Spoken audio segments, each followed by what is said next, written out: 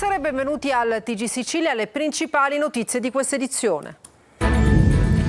Lutto a Palazzola Acreide per l'ultimo saluto al piccolo Vincenzo, morto cadendo dentro un pozzo. Palloncini bianchi e tanto dolore. Se ci sono responsabilità, voglio giustizia, le parole della madre. Avrebbe abusato di alcuni minorenni con problemi psichici all'interno di un istituto di cura nel Catanese. Ha arrestato un dipendente della struttura. Le indagini dopo la denuncia della madre di un tredicenne. L'ex PM del pool antimafia di Palermo, Gioacchino Natoli, è indagato dalla procura di Caltanissetta. Avrebbe insabbiato le indagini su mafia e appalti a Palermo agli inizi degli anni 90. Emergenza rifiuti, la regione mette un'altra toppa. La discarica di Lentini resterà aperta, ma la spazzatura sarà trasferita all'estero. Strade siciliane con l'abrodo tra rattoppi e voragini. A Calatabbiano una profonda spaccatura su un viadotto mette a rischio la sicurezza degli automobilisti in transito. All'Ismet di Palermo arriva il cuore in scatola, una tecnologia che consente di azzerare quasi totalmente il tempo di ischemia, permettendo dunque di trapiantare organi prelevati anche in posti lontani rispetto alla destinazione finale. Uno dei simboli di Catania, l'anfiteatro romano, restituito alla città e ai turisti. Ad inaugurarlo il sindaco Trantino, che ha voluto fortemente il rilancio del monumento. E poi il calcio, è iniziata la nuova stagione del Palermo, raduno a Coccaio e ritiro a Livigno. L'attaccante marocchino Bidaoui tra gli obiettivi del Catania.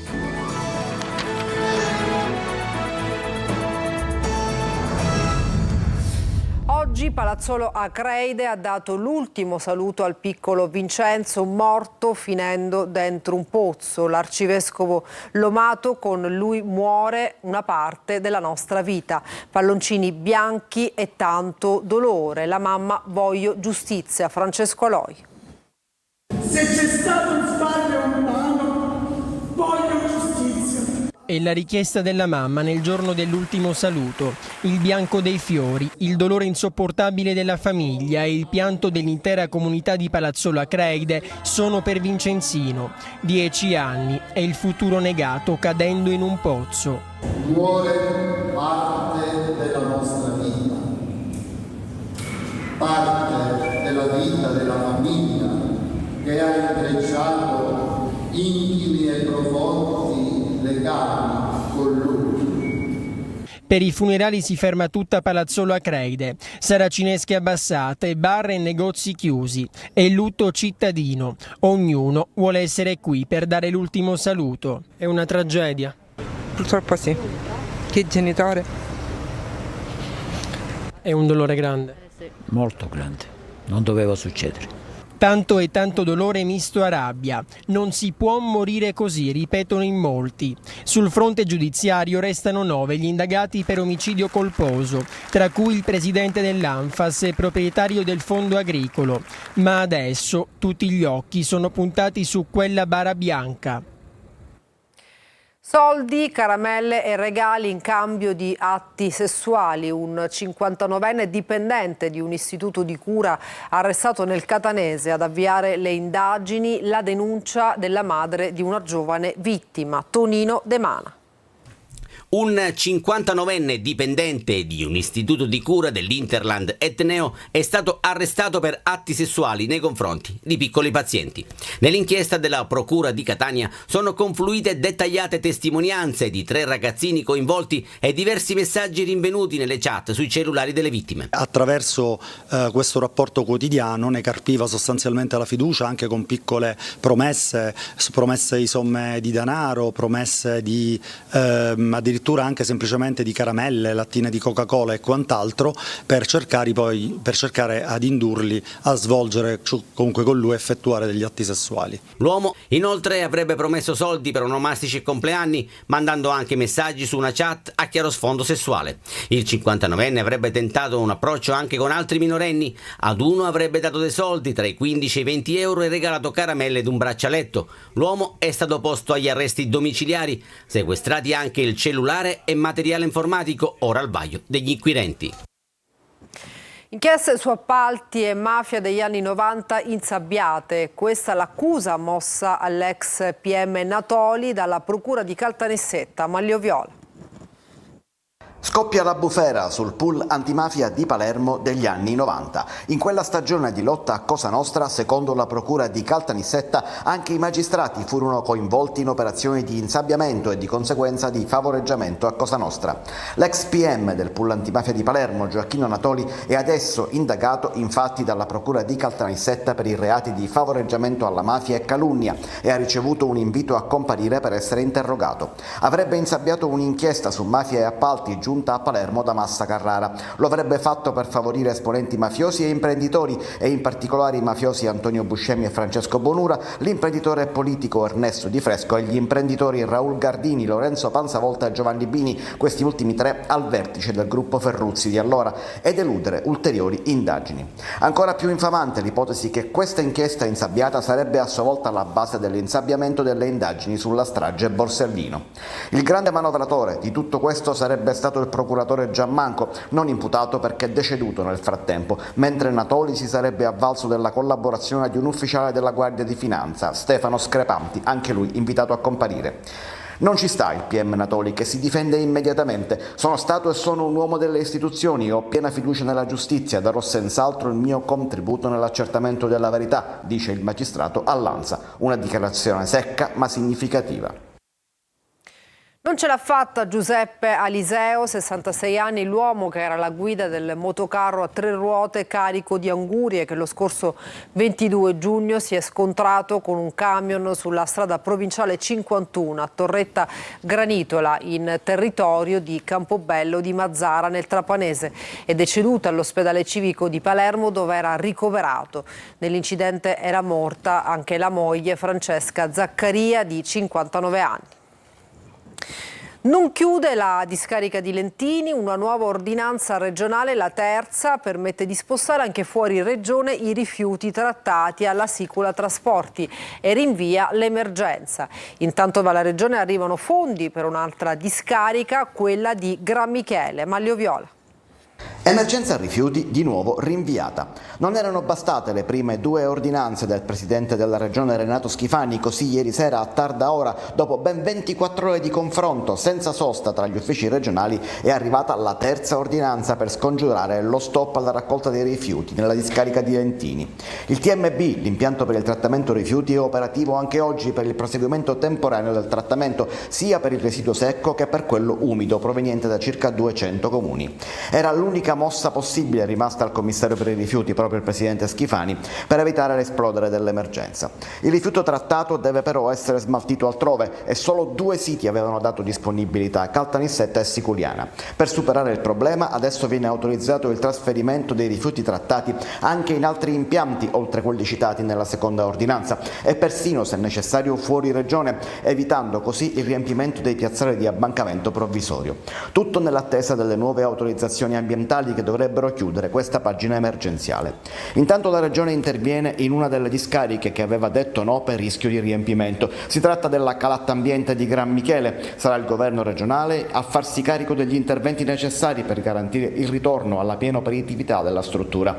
Lo farà, annuncia l'assessore all'energia Roberto Di Mauro, attraverso un nuovo finanziamento di circa 13 milioni di euro con fondi POC, che dovrebbe consentire alla società di gestione di avviare gli interventi per una piena ripresa produttiva dell'impianto e quindi del servizio. Altro intervento tampone per un altro pezzo dell'eterna emergenza siciliana. Viabilità da incubo, vi mostriamo le immagini realizzate da un automobilista sul viadotto che collega il comune di Calatabbiano in provincia di Catania e i caselli della A18 dove un solco profondo crea problemi alla viabilità e rischi per la sicurezza. In autostrada ancora traffico paralizzato e pesanti disagi per i troppi cantieri. Emanuela Corsi. Bene, questa è una strada, questa macchina sta passando per caso, vado avanti, guardate un po' in che condizione è questa strada, guardate. Automobilisti ostaggio di strade colabrodo tra rattoppi e voragini e autostrade da incubo. Qui siamo a Calatabbiano, sul viadotto che collega il comune allo svincolo autostradale di Fiumefreddo sulla Messina-Catania. Come documentato da un automobilista, una profonda spaccatura mette a rischio la viabilità e l'incolumità di chi la percorre. Vedete questo solco è al centro della carreggiata ed è, diciamo, uno dei giunti del ponte sul quale mi trovo. L'opera, conosciuta come la strada da 34 miliardi di vecchie lire, è stata costruita negli anni '80, candidandosi a diventare una grande incompiuta, nonostante i costi esorbitanti per realizzarla. I lavori infatti vennero bloccati e completati dopo quasi 30 anni, nel 2007. Dall'inaugurazione ad oggi sono stati necessari diversi interventi ai giunti e alla base dei piloni erosi dalla piena del torrente Minissale. Si può tollerare una cosa del genere mentre, guardando il mare, guardando la costa calabrese, pensiamo al ponte sullo stretto di Messina.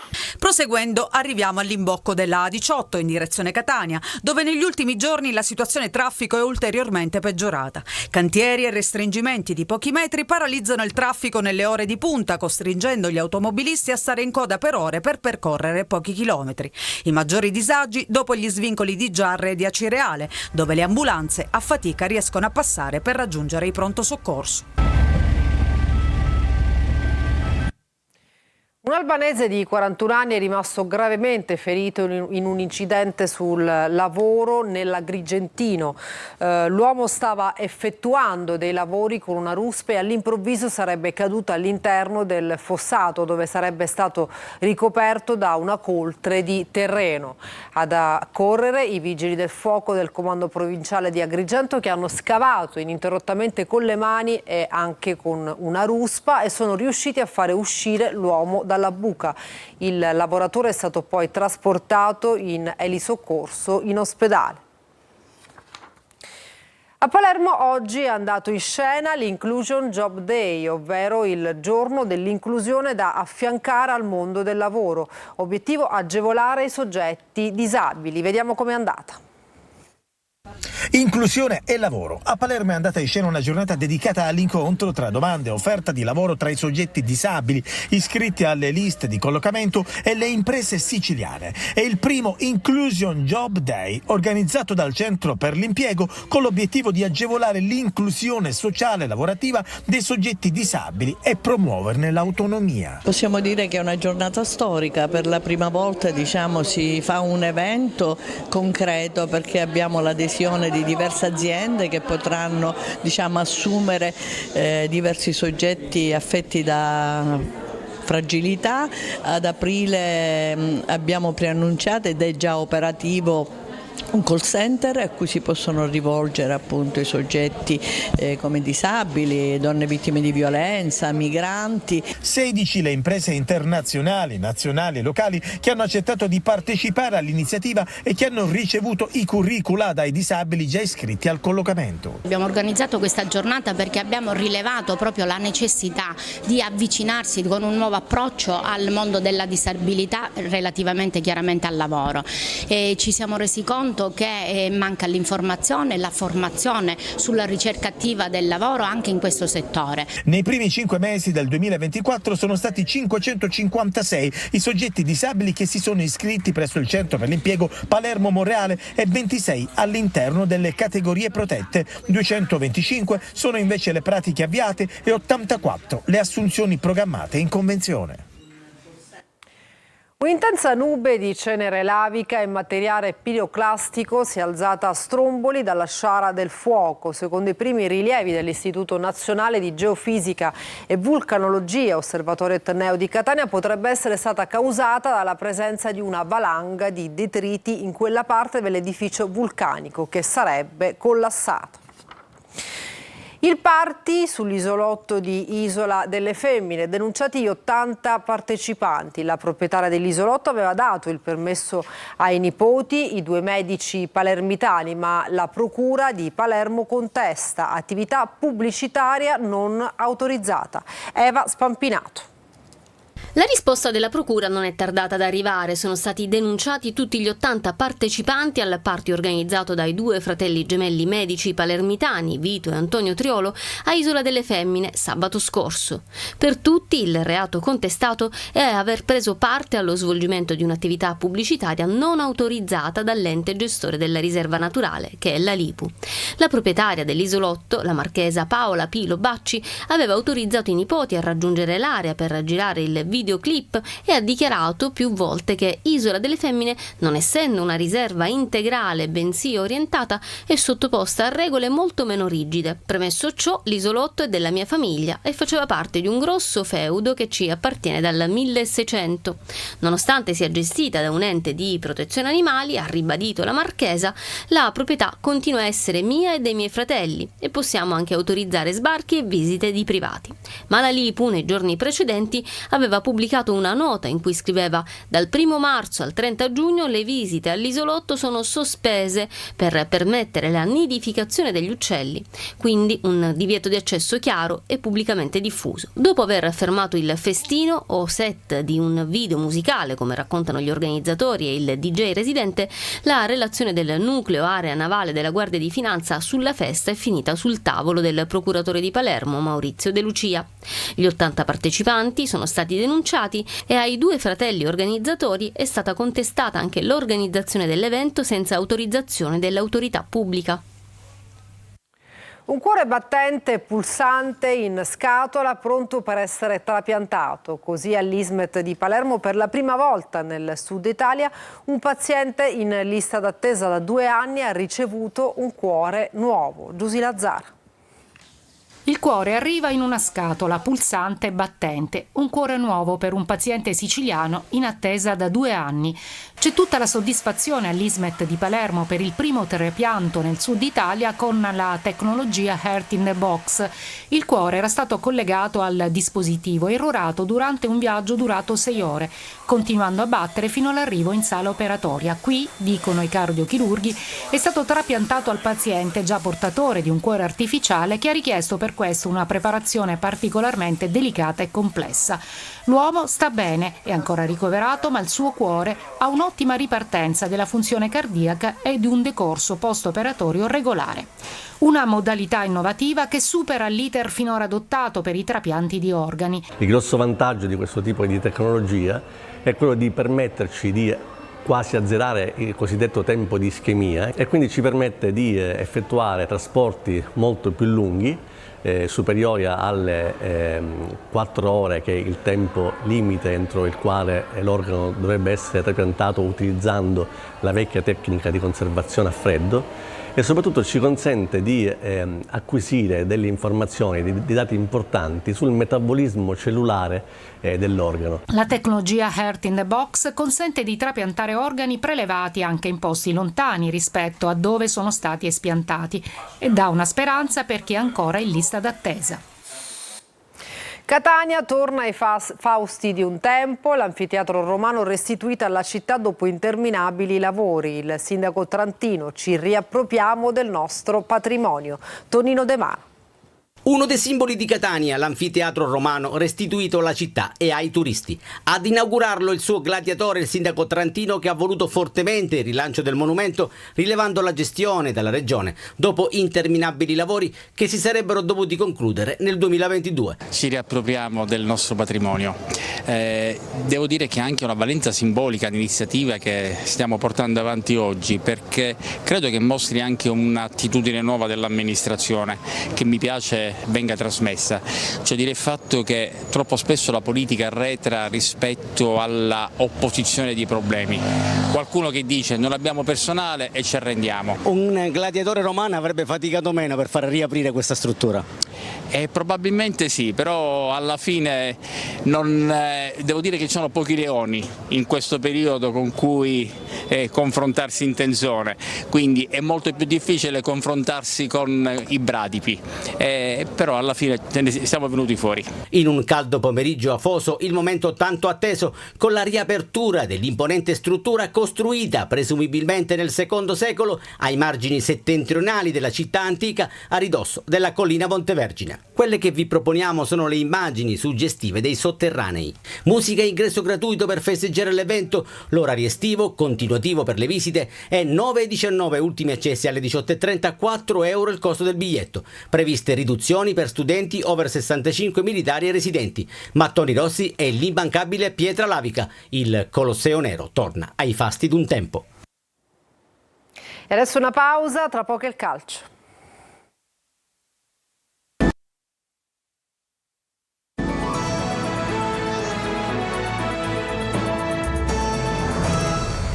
Bentornati al TG Sicilia, siamo al calcio. Il Palermo dà inizio alla nuova stagione, rosanero in pre-ritiro a Coccaio in provincia di Brescia, da giorno 7 ritiro a Livigno. Marco Gullà.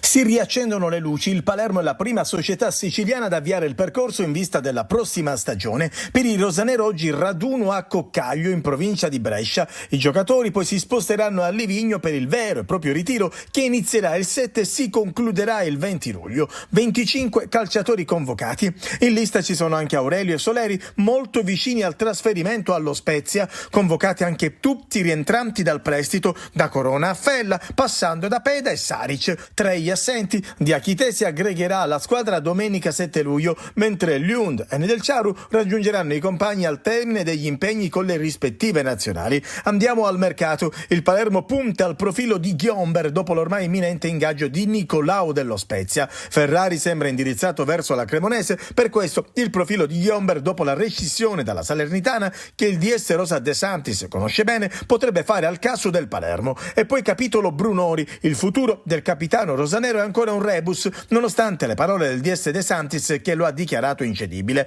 ma ciò non chiuderebbe le porte ad un'eventuale cessione. Per adesso Brunori inizierà il ritiro con il Palermo, ma per lui, dopo molti sondaggi, sarebbero arrivate proposte dalla Serie A che non possono lasciarlo indifferente. Se ne parlerà nei prossimi giorni. E adesso il mercato di C, il Catania vuole rinnovare l'attacco, Anastasio in difesa sarebbe prossimo all'ufficializzazione. In casa Messina ci sarebbe una deadline, quella del 5 luglio, per definire l'eventuale passaggio di proprietà. A Trapani arriva Canauté, Marco Carli. Tanto lavoro per il direttore sportivo del Catania Faggiano, che è segnalato fuori città, ma i contatti sono continui per costruire una squadra rossaazzurra competitiva. L'ultimo nome per cui arrivano conferme è quello di Bidawi, marocchino, esterno d'attacco, svincolato l'ultima stagione al Frosinone. Qualche sondaggio c'è stato, ma non è semplice. Interlocuzioni sono in corso. Il giocatore, classe 90, gradirebbe molto la piazza, ma il valore è importante. Sicuramente vicino, come si dice, a Giorni Anastasio, il difensore di proprietà del Monza, che ha giocato a Caserta nell'ultima stagione, reduce da un ottimo campionato con 2 gol e 3 assist, potrebbe essere il prossimo annuncio, così come D'Andrea del Cerignola. Il lavoro, come sappiamo, è poi quello di trovare la sistemazione dei giocatori che sulla carta non fanno parte del progetto. Molti, come Ladinetti, lo diciamo da tempo, saranno valutati in ritiro. Sul fronte Messina il periodo è questo, non si muove foglia che Sciotto non voglia, nel senso che è lui a menare le danze e attendere l'affondo del gruppo anglo-americano che si occupa di New Economy e che dovrebbe acquisire la maggioranza delle azioni. Sembra che le due parti si siano date un termine, venerdì 5 luglio. Certo, comunque bisogna fare alla svelta, perché il Messina è al momento una scatola a vuoto quasi e non c'è ancora data e sede del ritiro. Una scatola che invece va riempiendosi sempre di più è quella del Trapani. Dopo le conferme di Sabatino, Balla e Kragl è fatta per Canouté. Il Taranto in una nota ha ufficializzato la cessione del giocatore, comunicando che il Trapani ha esercitato una clausola risolutiva presente sul contratto. Un altro colpo potrebbe essere Ciotti, in arrivo dalla Vibonese. E per questa edizione del nostro telegiornale è tutto, grazie per averci seguito e buona serata.